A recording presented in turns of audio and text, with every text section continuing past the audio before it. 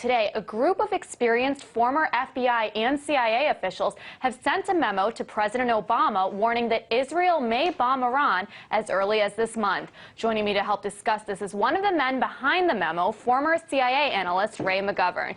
So, Ray, first of all, tell me a little bit more of why you guys are making that prediction. Why specifically do you think something will happen this month? Well, there are a host of reasons. They're mostly circumstantial. But the most important one has to do with what impression Prime Minister Netanyahu got of our president when he was here 3 weeks ago. Our president didn't dare to mention any of the contentious issues between our two countries, like our objection to the illegal settlements in the West Bank, or the killing of a U.S. citizen on board of the Mavi Marmara. And instead, it was very much a kind of a love fest with our president pretty much fawning all over Netanyahu. Now, Netanyahu is a pretty clever guy, and when he got home to Tel Aviv, I'm sure he told his colleagues that, you know, these Americans are just like we always thought of them. They're easily moved, as he said 9 years ago in a surreptitiously videoed conversation. They're easily moved. 80% of the Americans support us. This is bizarre. Those were his words. So that's the key factor. If he thinks that Obama would not have the courage to oppose a military strike on Iran, then you look around for the time to do it. Well, one of the things here is the fact that Congress has sent people to Tel Aviv and has introduced legislation approving explicitly a military attack on Iran, okay, for Israel. Senator Lindsey Graham said, you Israelis should know that we've got your back. Well, that's all Netanyahu needs. And talk a little bit more specifically about motivation here. What would Israel gain by attacking Iran? Mm-hmm. Well, it's very clear that Israel has set out a policy to get rid of any hostile regimes with any power in the Middle East. Worked pretty well with Iraq, didn't it? The removal of Saddam Hussein. Of course, there are more terrorists there than ever before, but they got rid of Hussein. In their basic document, a clean break, securing the realm, back in 1996, when Netanyahu had his first prime minister, it was stated explicitly that Iran would be right on that list. Now, if they can get rid of Ahmadinejad and the mullahs, then that would be creating what they consider to be a super safe region there. Right. And so it amounts to that. And most people get confused by the diversionary argument that Israel is fearing an existential threat from Iranian nuclear bombs. Well, Iran doesn't have any nuclear bombs, and if it got one or two, Israel has 200, 300. So that stretches the imagination.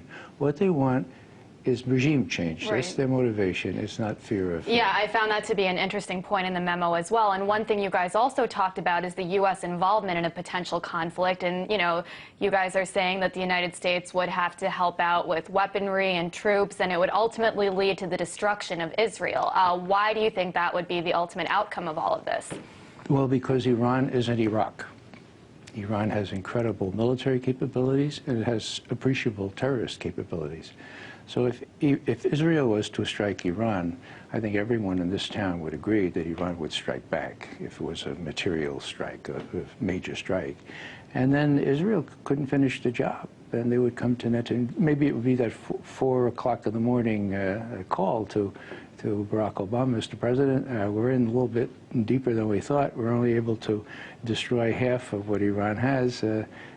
Please help us. We're going to make a public appeal for you to help us tomorrow. Why are you so convinced that the United States would get involved, though? You know, back in 1956, the United States managed to kind of stay out of it and, you know, didn't back Israel. Why is this time different, in your opinion? That's a good point. In '56, we had President Eisenhower as president.